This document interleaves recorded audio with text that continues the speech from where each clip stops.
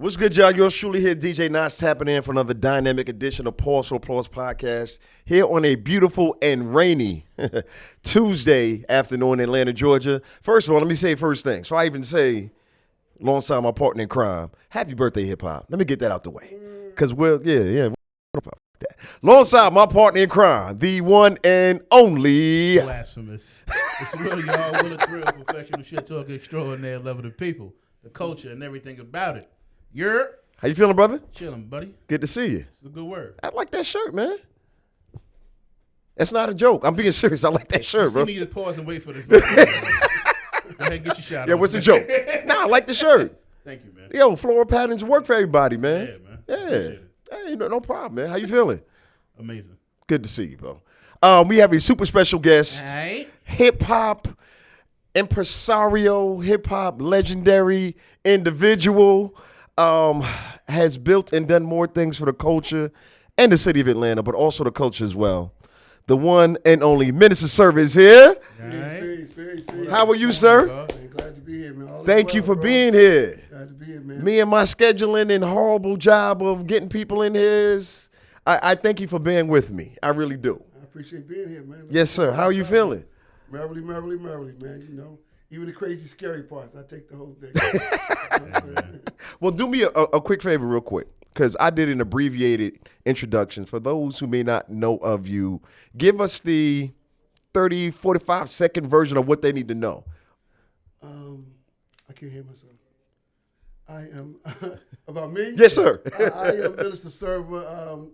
The dopest title that I have right now is the dopest hip-hop grandpa. I'm a hip-hop cultural strategist. You know, I've been working hip-hop for 30-plus years, hip-hop beyond entertainment, using hip-hop as life strategies for self-identification, self-improvement, self-empowerment. That's what I'm talking about. You know, from being KRS-One spiritual advisor, international organizer with the Temple Hip Hop, Zulu Nation, all the things that are hip-hop beyond entertainment, Yeah. I've been involved with a number of different things. So. Yeah, I don't like how you just blew past it, because you hit on Temple of Hip Hop, KRS-One spiritual advisor, just you being you. I've always known you as somebody everybody looked to when it came to the culture. You know, and that's here in Atlanta, and we see each other in other cities. It was always that revelness that people came to you as. You know what I mean? So that's why I was like, yeah, you saying it, but it's just like, I want people to understand, like, what you've done for the culture and continue to do is really put us in a realm that it's rare air. You know what I mean? Thanks. Yes, sir. Yes, sir. So I wanted you to, to speak on that. And, like I said, you do it so normally on a regular basis. Like, yeah, I do this and this. And I'm like, whoa. Yeah, well, taking it back, here, and I'm originally from Atlantic City, New Jersey, born and raised, graduated from Wilberforce University in Ohio, the first privately owned and operated HBCU in the country. Immediately after graduating, moved to Atlanta. My then girlfriend, later fiance, then wife, now ex-wife, came to Atlanta. So, I've been in Atlanta coming up on, actually 40 years next year. Wow. So, Atlanta's been very good to me. And mine in 1992, big up to my man Jazz and the original Nab and Shabazz, they started Nation Time Syndicate. For those that may not know, Nation Time is Atlanta's first hip-hop collective.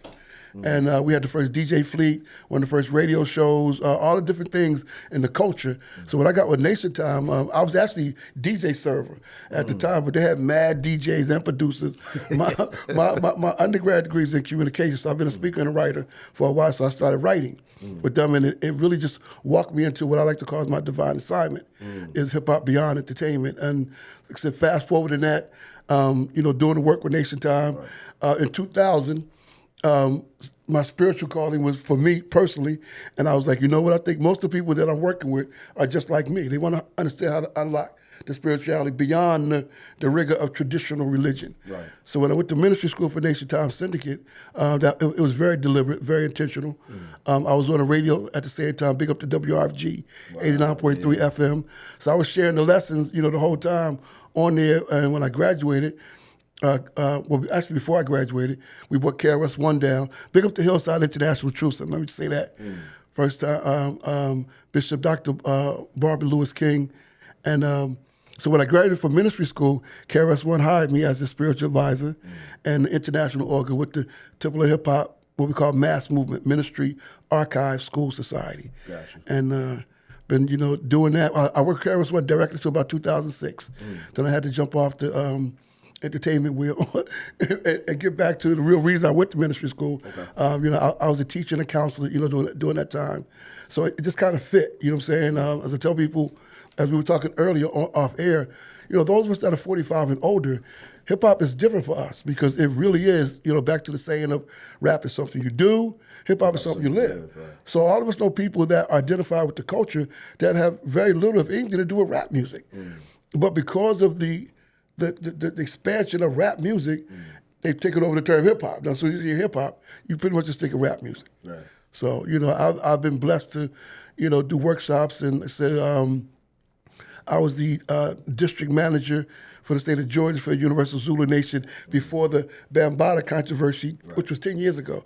Just as a side note, Bam passed on almost 10 years to the day that the allegations came out. I did not know that. Yeah, I mean, it's a crazy story behind that as well. But so, for me, along with doing the work, along with raising my actual children, to show that, this is something that you could be an entertainer, but you could be a school teacher, you could be a bus driver, you could be whatever, and use these principles to better yourself. Right. We come from the era where hip-hop was supposed to make you a better you. Yeah. That's why you was getting into it, not just to get the money, but to be a better you. Right. And somewhere along the line, we kind of lost our way as a culture. And, I've been blessed to be able to have the other part of my assignment to just kind of be a good reminder. So I tell people, I don't have no new information. If you know me, I've been saying the same thing for eons since you know me, because it's the same truth. Yeah. And now, the difference now is that from my children being little babies to them being adults now, positive, productive, progressive, good people. And as parents, that's all we really want. They'll figure out the rest. Right. So yeah, we tell people our sciences work. It's not theoretical anymore. It's principles that, when you activate at your own level of consciousness, your own level of belief, your own level of work ethic, your own self-discipline, you can yield these results regardless of, and when I say, I have 3 daughters, 3 sons. None of them are rappers. No disrespect to the rappers. You know what I'm saying? You know what I'm saying? No disrespect. People are like, sir, why you be dissing the rappers? Yeah. But no, I say that to say that, a lot of times, particularly if you have young, our children are talented. Right. But that don't mean that they want to be a rapper or you want to push them into that. Let them, again, hip-hop encourage you to be your best you. Whatever your occupation is, it doesn't matter. We say we're not doing hip-hop. We are hip-hop. Man. And again, we don't try to force that on anyone. So I said, our point of view is obviously not the only point of view in hip hop. But what I say personally, put our life strategies against any theories out there in real time, in real life, beyond celebrity. Because celebrity gives you a little, insight that most people are not going to have. Right. You know what I'm saying? So, that's the work that we're continuing now through Hip Hop Bridge Builders. Yeah. So, that's who I am, and that's what I do. Yeah, and I said, you see why I said I need you to talk about it? Because there's no way I could have conceptualized all of that. And I just learned more about you as well. And I've known you, what, 15, 20 years now? Yeah. You know what I mean? So I'm glad you said that. Because you touched on a lot of things that we need to speak about. Let's start with the Temple of Hip Hop. Recently, big up to the teacher. Yeah, always. Because it wasn't a declaration, it was a law that was passed. Highlight. I'm saying it wrong. Let me look it up. I'm gonna look it up and I'm gonna say it the right way because I wasn't planning on talking about it till later, but you just reminded me of it. Right. But with the work that you have done and continue to do with the Temple of Hip Hop, where do you think it needs to land to really connect? Because you said hip hop bridge builders now. Right. I think Temple of Hip Hop is such a integral part of that. Like, how do you? For sure. What's the plan to make it connect to people just now getting into hip hop and not just rap? Yeah, great question. What I love most about the Temple of Hip Hop is the concept of being hip hop. You know what I'm saying? That using this, like, when you say I am hip hop, that means I am my own life strategies for self-improvement. I'm not waiting for someone. Hip hop in general, we was always the sidesteppers. Yep. You know what I'm saying? So according to the United Nations, hip hop is the fastest growing culture in the world because the people can still sidestep the systems without going to them for anything. And now with social media and all that being the way it is, it's like the United Nations, they have these 8 new global millennial goals that they want to reach. And they said there's no way they can achieve their goals without coming to hip-hop culture. No way. So when I heard that, right, and that was in 2010 at George Washington University when we were talking about that. So from that point, just really just looking at it from the global side of it. So what I love most about the Temple of Hip Hop, and big up to the teacher, KRS-One. I was just talking about the other day, the funny part about our peer group is sometimes we front on each other. Like, we don't want to give people their props that they really want to have. Like, I ain't trying to be jocking nobody, whatever. But my thing is that, if you can prove principles to be true, they're no longer theories. They become principles. So whatever way people may feel personally about anybody, if you can be objective enough to see a principle that can work for you, don't get caught up in the personality. Use the principle to improve yourself. You know what I'm saying? So from the concept, like, I don't know about you, but most of us in hip hop, the first time we heard about training was like metaphysics and things like that. It was from Boogie Down Productions. Right. You know what I'm saying? So if you look at the work of Boogie Down Productions all the way up to KRS-One Solo, the KRS-One Temple of Hip Hop, there's a level of consistency in the principles. Now, Chris is Chris, and those of us that know Chris know that Chris could be, I tell people it's Chris Parker, it's Blastmaster KRS-One, and it's the teacher. Right. You know what I'm saying? Depending on who you're dealing with, that's what you're going to get. Right. You know what I'm saying? But in that, what I've always appreciated, even before we started working together, is that, he has a sincere mindset of using hip-hop for good. Using hip-hop to make himself and hip-hoppers better. And being able to adjust that concept is what I think a lot of people have trouble with. Because it is, against celebrity, man. It's like, celebrities, sometimes we have this thing that they can do anything. Like they're superheroes, whatever. Particularly in rap music, the early rap. Like Chuck D and them, they seem like superheroes. They seem like, bigger than life type. Rakim, the God MC, they seem bigger than life. And yet what KRS did, from the door was to go beyond the rap thing. For me, like the Stop the Violence movement, that's when we started to take the culture a bit more serious on ourselves. Like these record labels are not gonna save us. The older politicians, our elders, they really wasn't rocking with us like that. So we started to empower ourselves. Yeah. So we fast forward to 1996. This is the 30-year anniversary of the Temple of Hip Hop, and the Temple of Hip Hop is what we call a mass movement: ministry, archive, school, society. So you are by yourself. You are a ministry, which is just service. That's what ministry is, right? Archive, in your own family, you want to be able to document your own workings, whether it's for your children, your younger brothers and sisters. Archive, what I'm saying? The school part is the constant learning and growing in whatever you're doing, and the society is where you're living. So the concept of a mass movement, for me, was just, that's a dope concept, you know what I'm saying? And it was in alignment with the work that we were doing with Nation Time Syndicate. So it just all kind of fit. It makes sense. It made perfect sense, Now, of course, the part that gets spooky on people is the whole spiritual part. Like, I wasn't, aiming to be KRS-One's spiritual advisor, or that didn't happen at all. That happened because KRS said that God told him several different things. I wasn't there for that conversation. But what I can say, every single thing that Chris said that God told him about me has manifested itself and then some. Like everything he said. Like when I think about that conversation in 2003, when he was trying to convince me to leave ministry school to go on the road with, I was like, you're bugging. I'm in my last quarter in ministry school. If God really told you that, then God gonna wait, my nigga. So stop bugging. You know what I'm saying? And it was dope because, him and his wife Simone was there at my graduation ordination and the whole nine. In fact, I took my first official assignment only about a week before I graduated, which was at Giant Stadium, New York, 2003, for the Hot 97 Summer Jam. Okay. Now, what was really dope about that, 2003, this was in the midst of the Jay-Z Nas stuff, right? In 2002, when Nas wanted to hang Jay-Z in effigy, and they were like, nah, they cut him up, and Nas left, and was like, I'm never doing a Summer Jam again. Until next year, Columbia said, get your ass out on that stage. No diss, you little Nas. But anyway, so Nas knew what it was, so he called KRS and was like, yo, I got this concept. Let's do like the Bridge Wars. I'll do the MC Shan, the Bridge, you do South Bronx. So that whole thing. Bro, when I came up there, now I'm from Lansing, New Jersey, South Jersey, Philly, that kind of stuff. Yeah.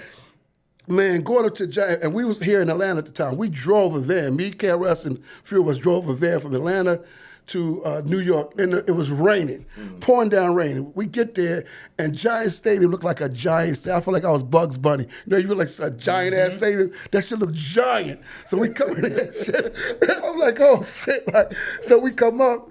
And you know Jersey Troopers. If you know anything about New Jersey State Troopers, they can be assholes and shit. So they look at the Vancy Carol. These niggas turn into 10-year-olds. Oh my Just like God, that. 10-year-olds like immediate. So we go backstage because nobody knows that KRS gonna be. It's not a surprise. Gotcha. For the summer thing. Yeah. Man, I'm backstage seeing everybody, and these dudes is like 10-year-olds around KRS. In fact, when I first met Nas, I tell people the story. I first met Nas, I just remember just the look in his eye. He's literally like he's about 10 years old. He looks so nervous. Yeah. And I was like, this nigga got Godson on his torso. So that experience, that's when KRS introduced me, to everybody, backstage, and a whole bunch of stories about that stuff.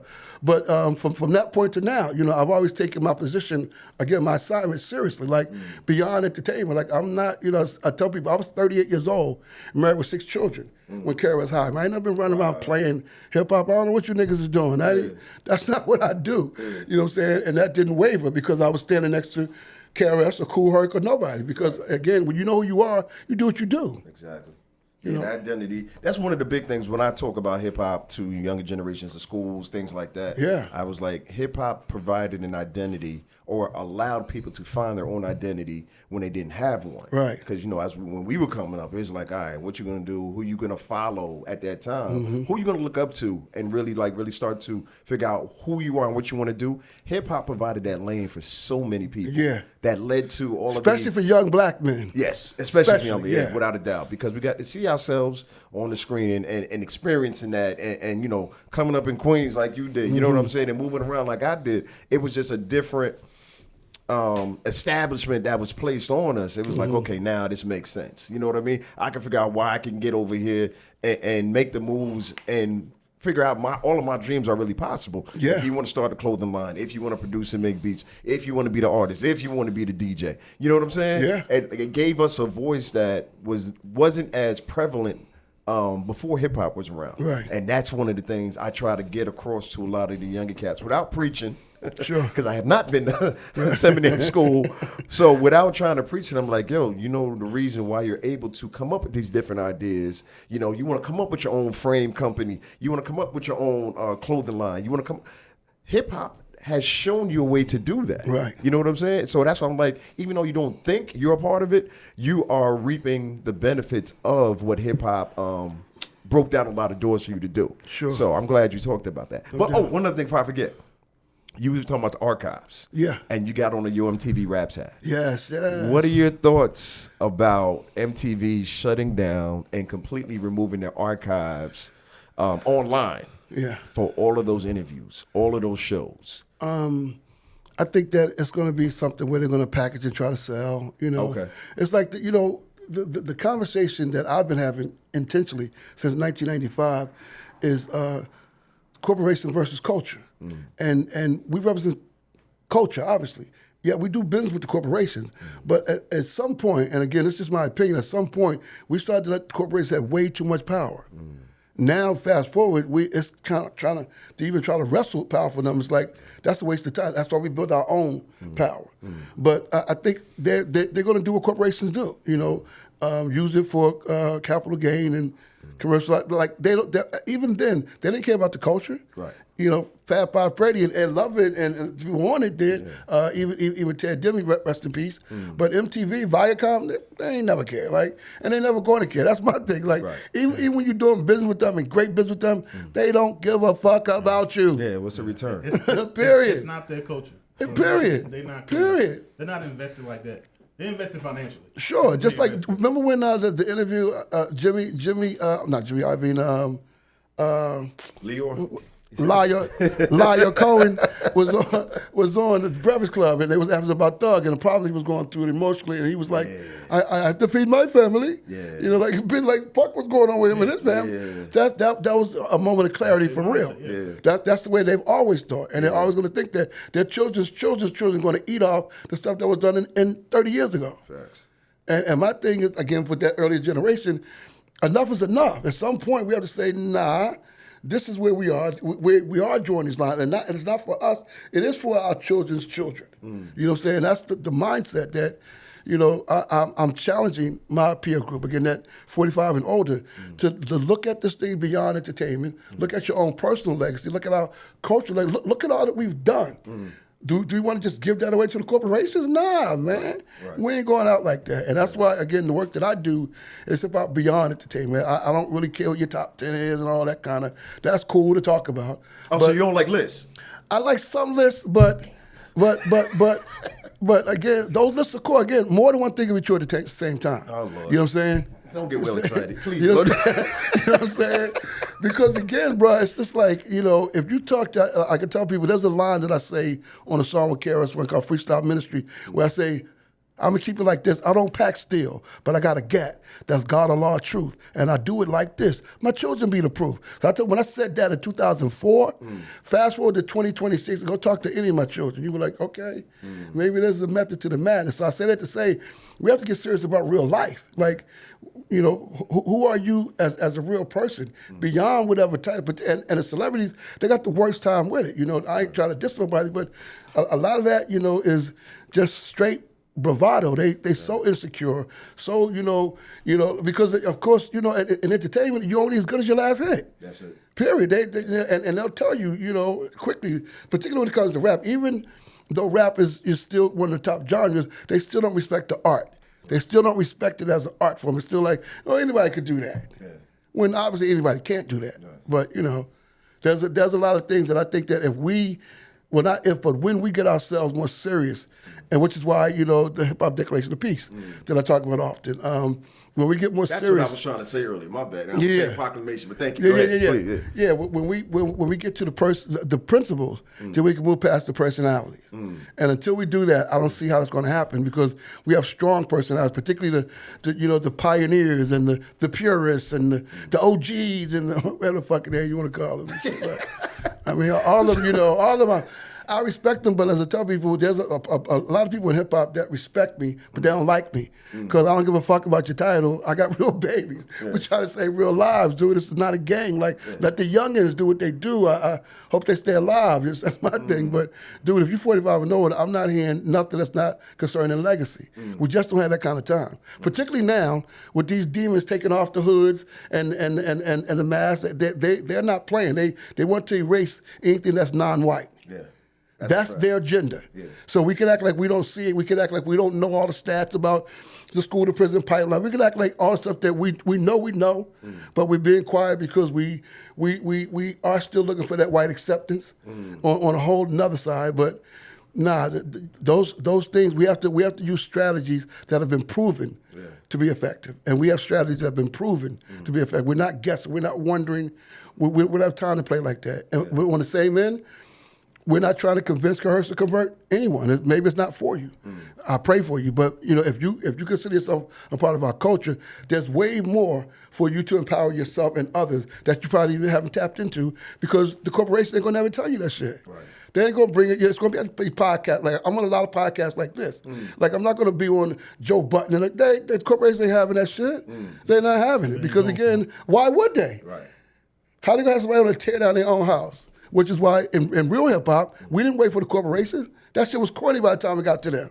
You like, ain't want to do it no more. Right, we're like, man, you up on that? We on to something else. Yeah, we on something else. But again, not the youngest. The youngest are on that, on the new. Yeah. But my generation, man, for the last 3 years, I've been doing active research, peer-to-peer conversation, because I'm a part of the so-called Divine Nine. I'm Omega, and I went to HBCU. So there's a lot of power in that we are too much gatekeepers. We're not progressive anymore, and hip hop demands you be progressive. Yeah. You got to keep it moving. You got to keep the old out and the new in. Yeah. But we kind of got real comfortable, and I say we, generally speaking. Yeah. Right.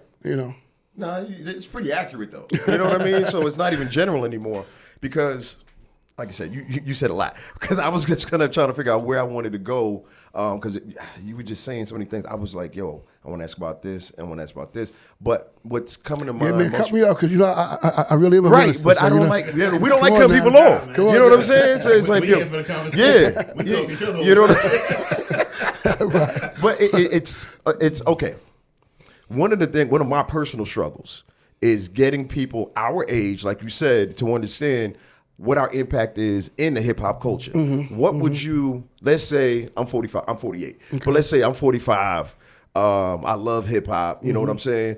But I never got into the reason why it was so important. And I'm trying to do that now because I see how much it affects my kids and the next generation. What would you advise for them to do to even begin that journey of trying to say, like, hey, you need to change your ways without trying to talk down to them, because everything is talking down to them. Yeah, sure. You know, I do workshops from middle school to adults. Okay. And one of the things I do in middle school is what I like to call cultural continuity. So connecting them to their greatness. Like one of the things we do, one of our programs through our Bridgeville is called Classic Rap Videos and Convos. You know, we do it at the library, Yep. and we do it at schools, and we simply just show videos from their era and have conversations about it.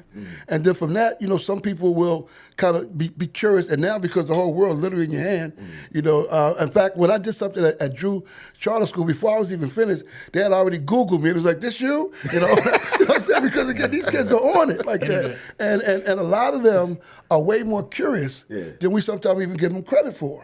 You know, so I think it has to be a curiosity there, because some people, it just don't really matter.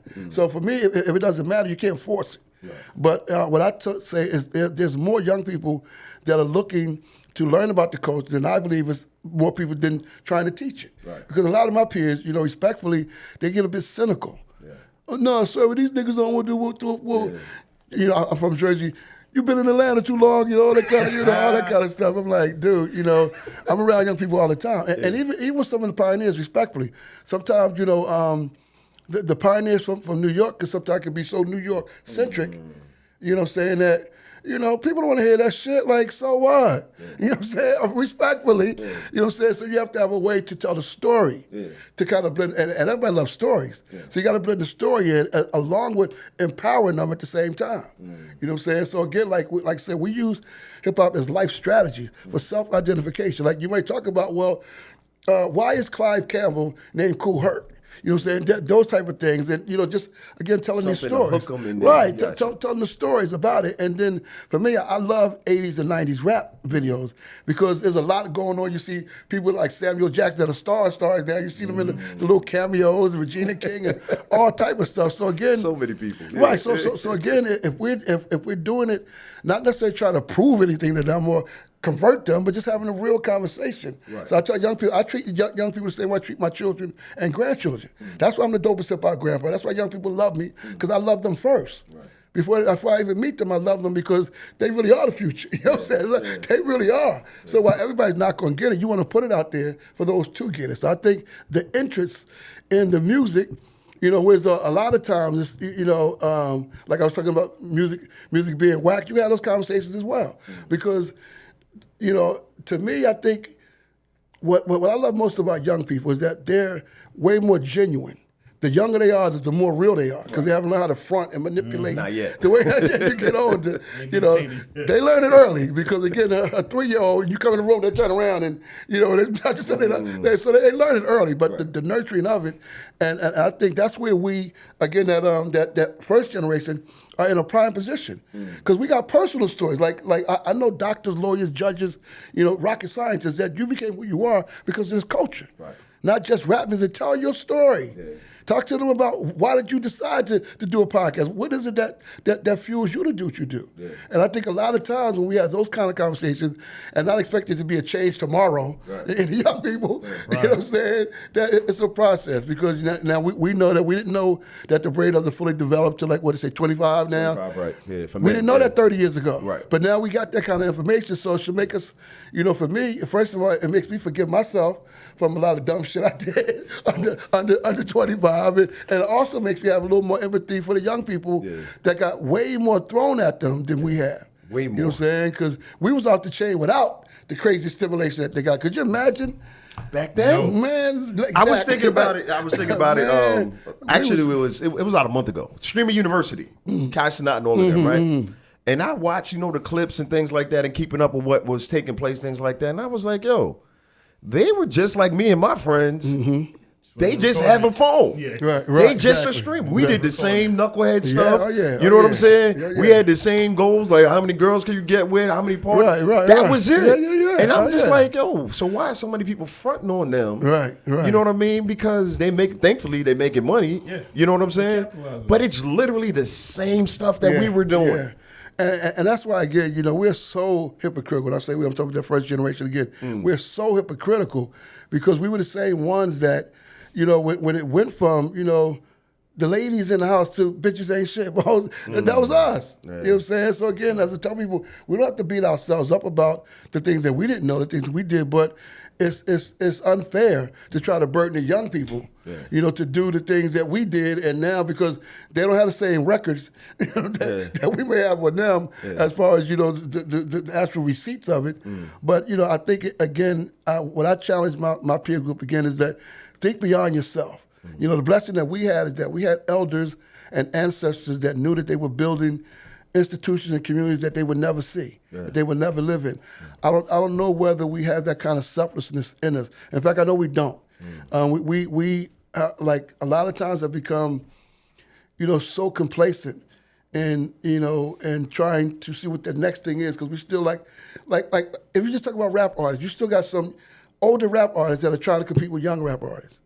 Where that's never going to be the case. Like, take your role in the lane that you're in and do what you do. Now, I'm glad that it's not the same age limits that it used to be on rap. Right. 50 was You know it. what I'm saying? At Right, the right. most. And they look at it crazy. But when you're looking at somebody like Jay-Z and Nas, let's use those two, who to me, represents two similar but different kind of mindsets, whereas though both of them, understand the corporation side.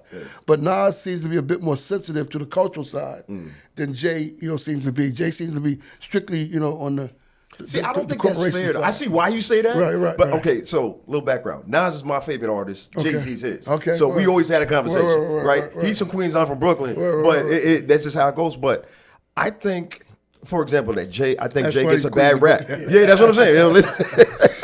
I think that Jay gets a bad rap when it comes to more the capitalism side versus him actually caring about the culture. Yeah. Because we know we can keep up with the stuff that he does that's not broadcasted out there. Yeah. So I think he gets a bad rap with that. You know what I mean? I think sometimes it's warranted though, because just like when he was talking about him being a Che Guevara of rap. Yeah. Fucking impossible, dude. That's like diametrically opposed. Like again, and you can say it to make it sound slick, but what you do to young people that don't know history, you confuse them. they You don't know what I'm know shit saying? about Just it, like there's never been in this country a black person that has been rich, successful, powerful, and politically to the left of this system. They just won't allow it. Meaning that, if you look at the political leanings of any of our ancestors, there are no political leaders today that are following those blueprints because they were so extreme. Even though we still talking about voting rights. I was just down in Selma, for the Bloody Sunday, and we're still having them same things. Dr. D and the team. But then we had big up to Dr. D for sure. But then we had leaders that were literally putting their lives on the line. And while we don't necessarily have to go to those extremes, we don't even want to not be invited to the next mayor's ball or the next such party. I mean, we have literally abandon the works of the ancestors. And that's where, for me, I come in there of our God and our ancestors. You may not like my delivery or how I talk or whatever, but you will never ever say I'm lying because I don't have no new information. I'm not coming in the name of server. I'm coming in the name of our God and our ancestors. And if I say this is not true, don't wait until the podcast is off. Call me out live, like, nah, nigga, whatever it is, because that's how we have to be with each other. Like, we really have to be more principled. And that's the thing that I am most disappointed is that our ancestors were very principled people. Like people don't know the millions of dollars that Dr. King and Malcolm were offered. Millions back then. You know what I'm saying? Right, to not do it. Dr. King particularly. Let's go to my minister soapbox for just a minute. After Dr. Martin Luther King Jr. helped the Civil Rights Act get passed in 1964 and the Voting Rights Act in 1965, he could have chilled the rest of his life and just did books and tours and lectures, But because of his divine assignment, he was like, nah, because his teachers say, to the least of these. You see what I'm saying? So, people forget that he was killed in Memphis, Tennessee at a sanitation worker strike. Right. You know what I'm saying? So all these wannabe bourgeoisie Negroes that are, there's a clip that I just saw today with Ta-Nehisi Coates was talking with I can't think of his name. The Indian dude, pardon me for not remembering the name, but Ta-Nehisi talked about, Colin Powell, Susan Rice, Condoleezza Rice, all of the black people that have been in these positions of power and have acted just like the white folks. In those positions, meaning that they're not holding up the traditions of the Fannie Lou Hamers, the Medgar Evers, the Dr. King. They're not holding up their legacy. They're championing their names, but they're not holding up the real They're legacy. using it to benefit them. Right. Gotcha. And that's the conversation. I was very surprised to hear Ta-Nehisi say that because that's a controversial statement that I've been saying for a long time, but I don't have the light that he has. Right. So for him to say that, I think, again, as I put under the comment, I think those are conversations that we have to have more, whether they privately or publicly. Yeah. I prefer a public conversation because then everybody can be held accountable. Yeah. You know what I'm saying? If it's private, like this off the record, ain't no fucking off the record. Nah, nigga, not with me. No, we're not doing that. No. You can hold me accountable. That's why my name is Server. I want to be held accountable. Yeah. That helps me to be more upright. That helps me to be a better man. That'll be a better father. Yeah. All those type of things. If you are striving to be that. Now, some people, they're not on that. They just want to talk. They just want to get there and just say whatever. And again, I'm not dissing nobody, but there has to be this lane as well. Like, that's why the whole hip-hop beyond entertainment lane has always existed. We remember a time where young people could come home from school and watch your MTV Raps. And while Ed Lover and Dr. Dre and them are joking, there was some still edutainment going on as well. Yep. There's real conversation going on, things that was happening in the world. Those things were talked about as well. BET used to have Rap City and Teen Summit. And so all these things we used to have, now we got billionaires in hip hop and we ain't got none of that shit no more. That's a good point. Why is that? That's a good point. As the Blastmaster said, why is that? You know what I'm saying? Why is Todd that? One. I just remember that. Todd One with the yeah, segments man, on the yeah. street and all of that. All that, I think the guy you saw, Hassan Minaj. Is that Hassan.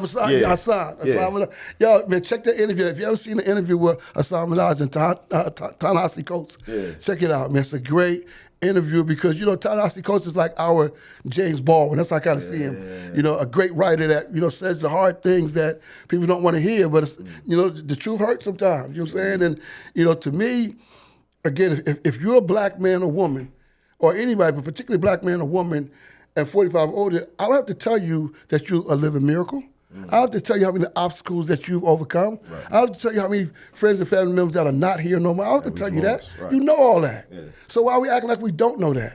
And what are we doing? Like I tell people, my biggest flex is I have a grandson that's a freshman in college and a grandson that's in kindergarten. It's not a game. If we're not preparing our next generations, who's going to do that? Are we expecting our enemy to do anything for us that we're not doing for ourselves? Right. And that's where I get my peer group, because, we like to flex that, the fraternities, sororities, HBC, we love to flex that because it looks good, but where's the real work behind that? And it has to be beyond the ones that are going to be college bound. Got to be, people that we're touching in real life. Yeah. And I just think hip hop can be used for anything. Like from, back to the Hip Hop Declaration of Peace, those 18 principles, man, when people really learn that document, but like everything else in this country, if it doesn't come through the entertainment corporation lens, listen to. It's tougher. I was gonna say right. People get it how they're drawn to it. That's what made me kind of be okay with the work. Because when I first came, when I first resigned and came back to Atlanta, I really thought Atlanta was going to be that hub because we already had the entertainment locked by that time. I'm talking about 2006. We was already, by that time, that's when Atlanta, the South in general, started taking over. Right. You know what I'm saying? With Lil Jon and all that started influence kind of taking over. Right. It started taking over. So I'm like, okay, we got that packed. Now we do this other side, the political side, the educational side, the spiritual side. Atlanta, whoa. Yeah. I was so naive. I was mad naive. Atlanta's very close, though. I was mad naive. I think Atlanta's still very close to it. I think if it's going to be anywhere, it is. I just didn't think it was going to take 20 years. Yeah. I just didn't think it was going to take that long. The last, in fact, you know, that's why there's no Temple Hip Hop chapter in Atlanta. The last Temple Hip Hop meeting I even had was 2006 because I was like, Atlanta got enough organization. Right. We don't need another To start something organization called it. No. But if you are, I ask people like, how can I join the Temple? I'm like, are you hip hop? You're like, I say, I am hip hop. So you say I am hip hop, you become the Temple of hip hop. Right. You are hip hop. That's your body temple. Do all the shit you think we should be doing. Go do it. Yeah. You know what I'm saying? That's our mindset. We got, and now because the Gospel Hip Hop book is out, you can really just, you ain't got to talk to nobody. You can activate your own power through this culture if this is your culture. Yeah. Maybe it's not. Maybe you just like rap music. Right. Maybe just like DJ, whatever it is. But if you don't take, in my opinion, if you don't take the fullness, again, if it's not tied to your assignment, it's probably, you're probably not going to be able to activate your own superpowers through it. Right. But what we advocate is that, you know, hip hop gives you superpowers. So we use high infinite powers healing our people. It really does. Superpowers. I mean, whether the person is the practitioner that is doing the creative output or the person that's actually enjoying it, when it's intentional, it's beyond description. And when you take that outside of the U.S. entertainment side, you talk about political, the whole side. Like, you know, I've been doing international hip hop since 2007, and you know, that's the bittersweet part as well. To all the people I know in Atlanta, that, you know, I've been doing the international festival since 2007, and I could count on one, maybe two hands, the number of people that even been up to the festival. And I talk about it every year. I talk about what it, next year's serve. I'm like, okay, word. All right, Okay, word. We just celebrated the 20th. I co-hosted the second. We just celebrated the 20th. Wow. So for 18 years, I've been doing international hip hop. But people get to Atlanta and be like, I'm good. I'm in Atlanta. Yeah. I'm like, all right, They think that's word. enough. They think. I mean, I can't talk. 'Cause, listen, I was supposed to be there for more the events for Hip Hop Appreciation Month, and I was like, I forget what the hell was going on this May, but the Hip Hop Appreciation Week. I'm sorry. Yeah. So I can see that because it's like, you know, stuff happened, but it's just like, yo, if this is you, like you said, this is part of your mission. You need to be there. You need to be supported. You need to make sure that culmination of what we're trying to put forward is really taking place. So I understand that part. But you know what's the beautiful part about us in general is that today is our 53rd birthday, meaning that we're not even a blip on the timeline of culture. We're at the very, very, very beginning. It doesn't feel like that because we're in it, but we're at the very beginning. So again, like I tell, that's why I talk about my children and grandchildren. I believe I'm preparing the world for my grandsons' grandchildren that I will never physically see. But if we do the work that we're supposed to do, then prayerfully it will come. I don't know what it is, but that's in my mind and in my heart, you know what I'm saying? That's what it is, you know what I'm saying? And we kind of moving in that space, and it's been beautiful to experience it. And now I think we're at a perfect time now because of the hype with Hip Hop 50. It's made at least the light, you know, like I've definitely gotten more conversations, more contracts with schools because you have teachers that are in that age group, and principals and administrators that are saying that, okay, well, maybe we can use this. And like I said, whatever you're talking about, whatever subject, if you understand, you know, the culture beyond just rap music, that's where a lot of people get caught. Because, you know, but they know that there's a difference. That's why it was called Yo MTV Raps. It was called Yo MTV Hip Hop. They know there's a difference, but again, our enemy is wickedly wise. Wickedly wise. Rhapsody. Well, they know exactly what it is.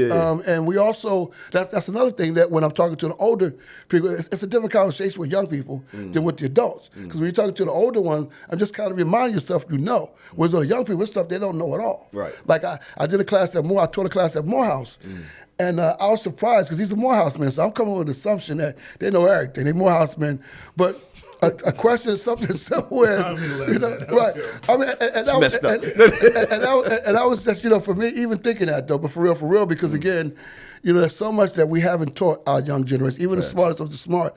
So like when I was talking to them about, you know, hip hop, you know, August 11, 1973, that's when hip hop started. So I said, well, what year did the first rap record come up? I'm thinking everybody gonna say 1979. Nobody knew. I was like, okay, 1979, what was the name of the first rap record? People was like, I was like, all y'all have heard it before.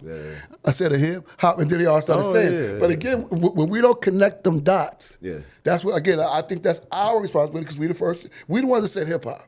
We know there's nothing new about the elements, as we call them. There's nothing new about that, but we the ones that said hip hop.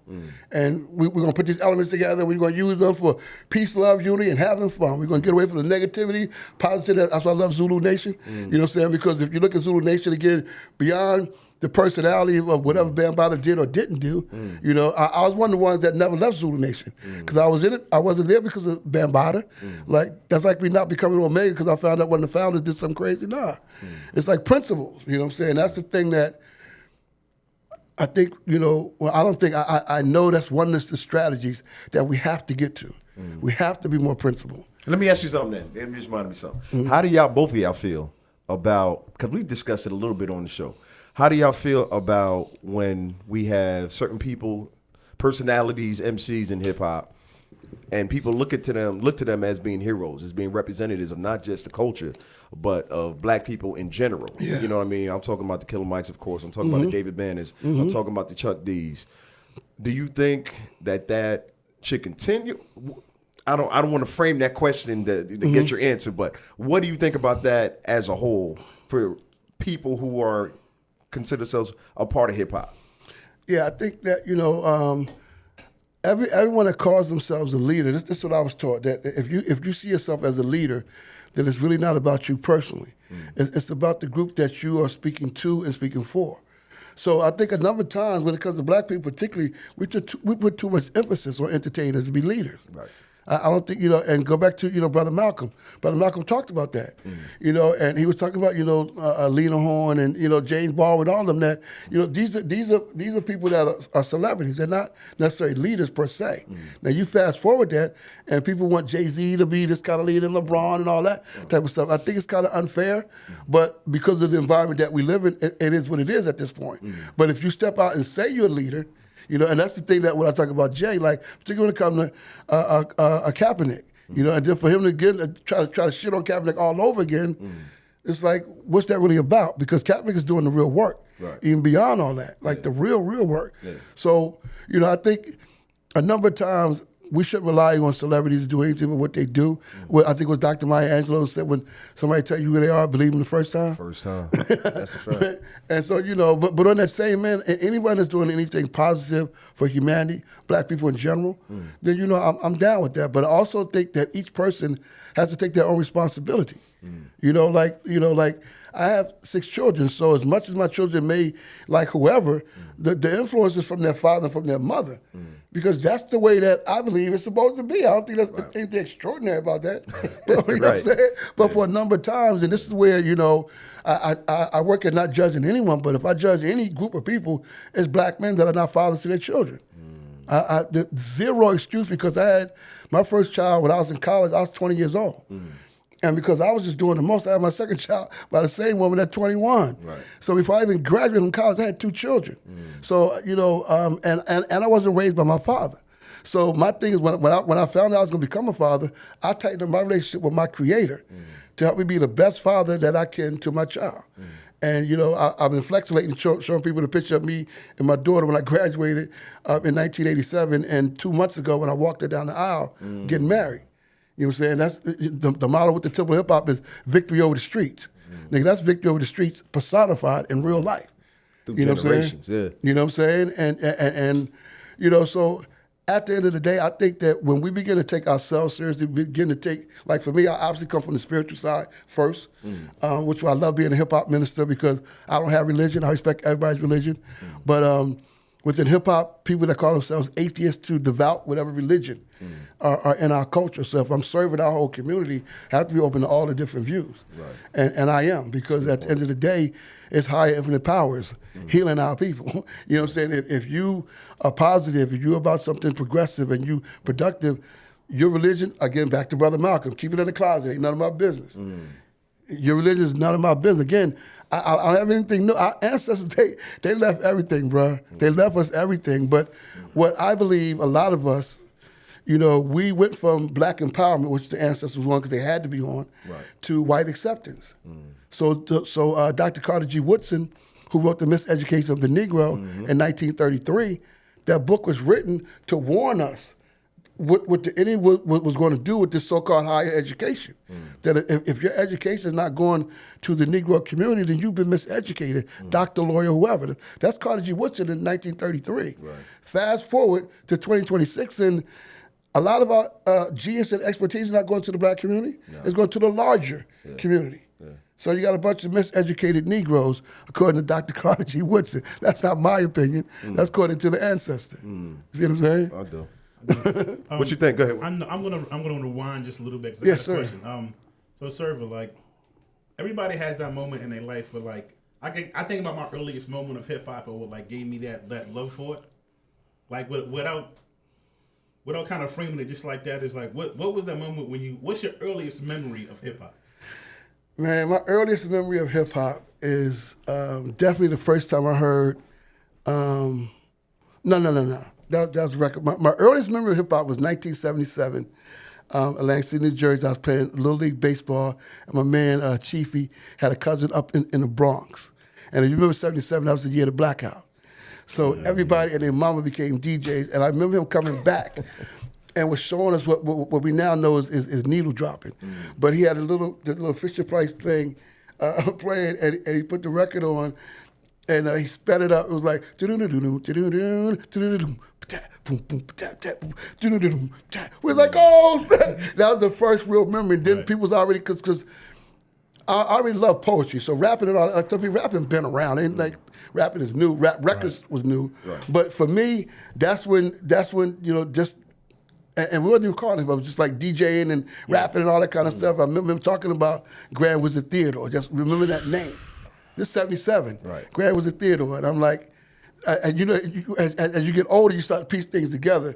But I remember that. I was talking about Chiefy and that needle dropping, as we call it now, man. It was just something different. But also that same year, I was at Chelsea Junior High School, and our art teacher taught us how to do bubble letters, graffiti, because he was fascinated by the graffiti in New York. Yep. Again, we didn't necessarily know it was an element. Right. It was just graffiti, and the bubble letters. We started seeing the murals around the hood and all this other type of stuff. And again, we didn't start, me and my crew, we didn't start formally using hip hop until, like I said, after Stop the Violence movement. That's when we started. That's when it came. That's when it became a bit more, not just a rapper or a DJ. Now, or your crew. Now we hip hop. Type of thing. Yeah, but for me, definitely then, 1977, summertime.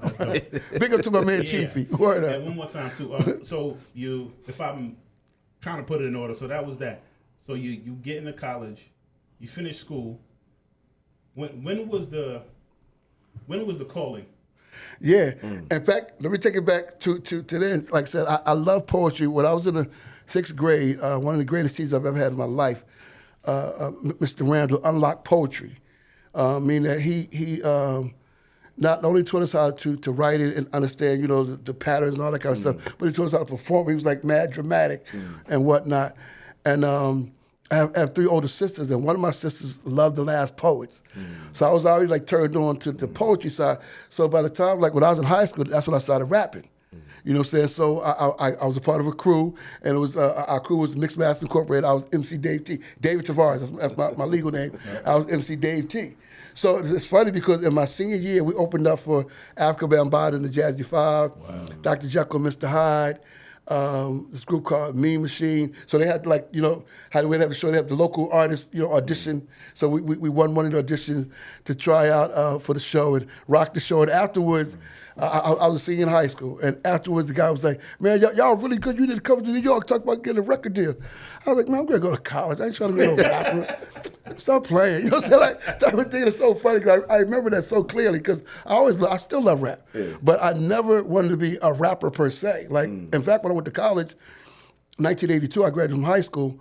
And when I went to college, rap was still, it was kind of not serious. It was like, that rap kind of stuff, you know what I'm saying? Yeah. Thank God for Run DMC, okay? Because when Run DMC came, that at least made, the swag was just different, man. It was just way different. And that's when I started DJing, you know what I'm saying? I started DJing and then came to Atlanta, like I said, and the rest was history. But I tell people, so MC Dave T, DJ Server, Minister Server. That's exactly the way it went. And it happened. David Tavares had little to do with that except being obedient. Wow. You know what I'm saying? That progression is real. Yeah, that bro. Progression is real. Yeah. So before we go, because we got to wrap up a few minutes, but yes, sir. The next 50, I know you talked about what you want for our generation, 45 and older. What would you want the next 50 years look like for your kids, Yes. your grandkids, Yes. to keep it going? What, Yes. what do you think that should look like? It should look like us activating the 18 principles of the international document called the Hip Hop Declaration of Peace. And that document, as I tell people, every subject you can think about is somewhere in that document for the people that know the document. So as I tell people, when I'm talking to young people, and I talk about how many of you in here have superpowers, and people, everybody can raise their hand because as a child, everybody believe in superpowers. And then we talk about who would like to learn how to activate their superpower? You know what I'm saying? So again, that curiosity type of thing. But that document, so there's three things that I stress with that document: principles over personalities. The original post has a lot of pictures around it that tells a story, but then there's other versions that have no pictures at all. But I love the original poster because it does tell a story. And if you look at the people who are on there, those people, like a lot of the young people that came from not nothing, but came from humble beginnings and ended up transforming the world. Right. And to teach young people, you have that same ability.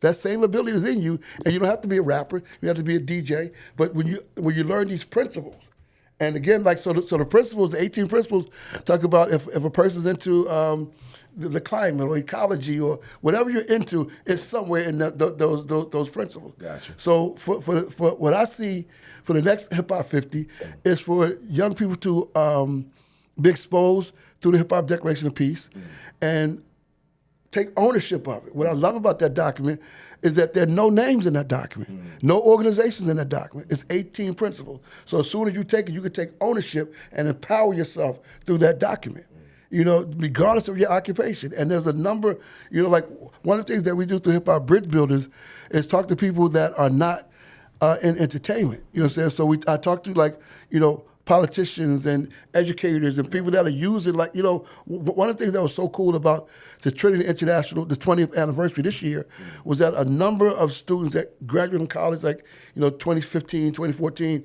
that have been out in the world using these strategies beyond just, a rapper, but real things, because our young people are ready, man. They ready for the next stuff. So they need the guidance and the vision of what they can be. They say where there's no vision, the people perish. Yeah. The Hip Hop Declaration of Peace, that's our vision. That's the way that we see the world being, and it talks about the main reason is to establish the foundation of health, love, awareness, wealth, peace, and prosperity for ourselves, our children, and their children's children forever.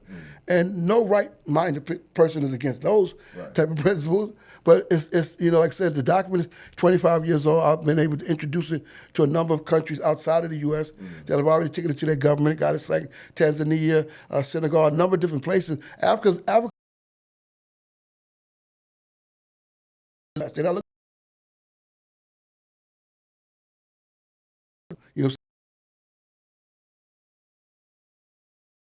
Different things.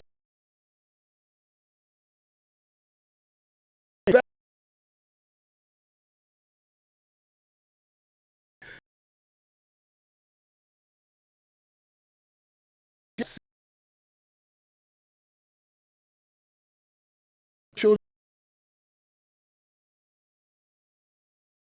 and that's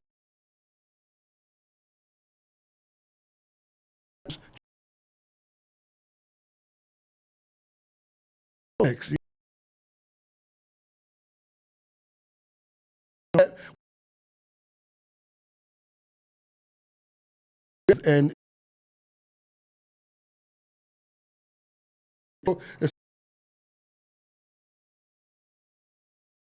they gave their